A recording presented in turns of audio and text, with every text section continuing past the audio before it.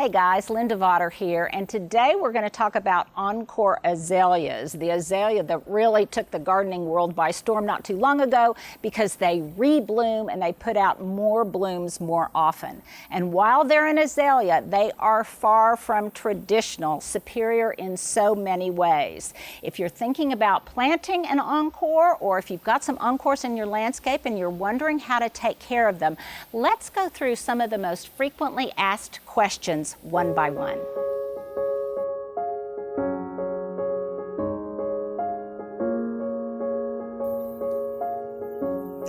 So reblooming Encore Azaleas versus traditional azaleas. How are they alike and how are they different? Well, I think reblooming pretty much says it all. Traditional azaleas bloom maybe 3 to 4 weeks in the spring, but Encores will bloom in the spring, in the summer, and in the fall, sometimes as long as 4 to 6 months.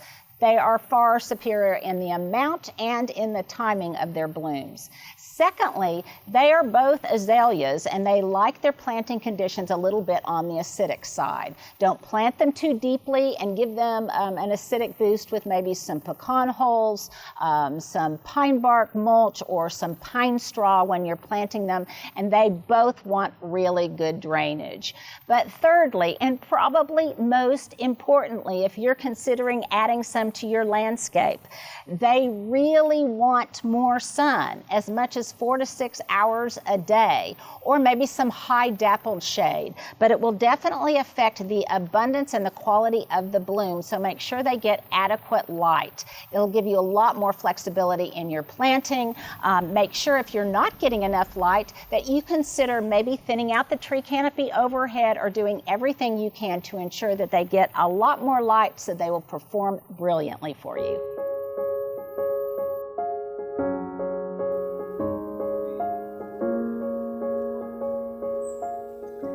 Well, another frequently asked question is, when should I plant my Encores? Well, you can plant them in the spring or you can plant them in the fall. I personally think that in southern gardens, it's really beneficial to plant them in the fall. It's an ideal time.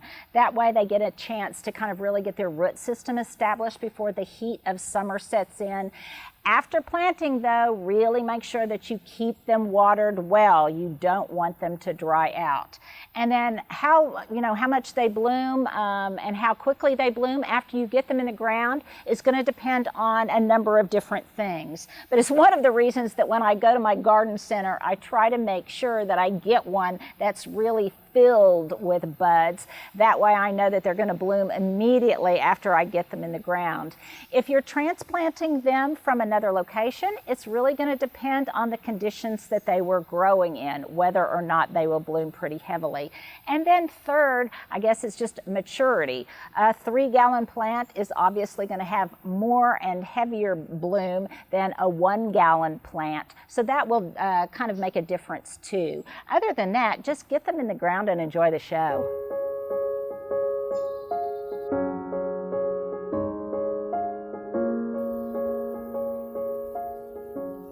So you've got your reblooming Encores in the ground. Now what? How do you take care of them? Specifically about pruning, feeding, and watering. Well, when you first get them planted, make sure you keep them well watered. Once they get established, they are far less finicky about moisture. But when you first get them in the ground, you really want a strong root system, so make sure that you don't let them dry out.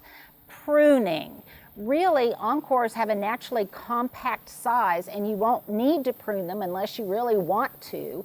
If you do, then you want to do it right after the first bloom in spring to manage their size. But you might consider looking at the dwarf varieties versus the intermediate varieties and how tall they will grow before planting. Third, feeding.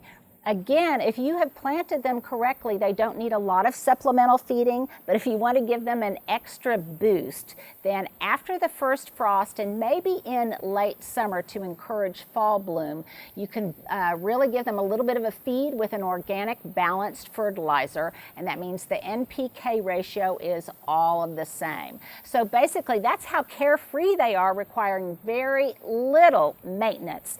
So just go out and enjoy your Encores.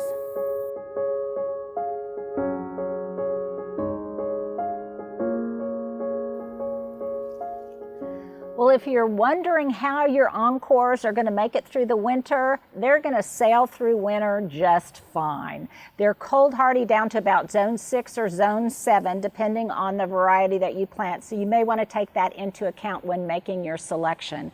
And more importantly, they're going to stay this gorgeous, deep, glossy green all winter long. Some of them may turn kind of a bronzy maroon color, equally as beautiful, but they're not deciduous and they will retain their foliage. Now, if they don't, there may be some kind of problem, leaf scorch, maybe they need a little bit more water, or maybe they need to be planted in an area that's a little bit more protected from cold blasts.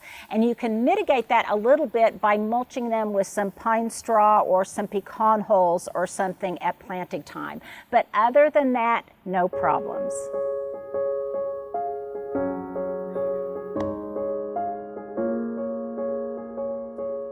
Well, the hardest question of all to answer might be which one of the 31 varieties, I believe, should you plant in your own garden? Well, here are some things to take into account. What's your color preference? Do you like really bright, vibrant reds or cool purples or very feminine pinks, kind of blush tones? Or do you like that classy, elegant look of all white against the gorgeous evergreen foliage? Well, take that into account and it might help you decide. Also, consider how you're going to be using them in the landscape. Are you going to use them in pots or as ground covers or maybe as a specimen plant or as a replacement for roses?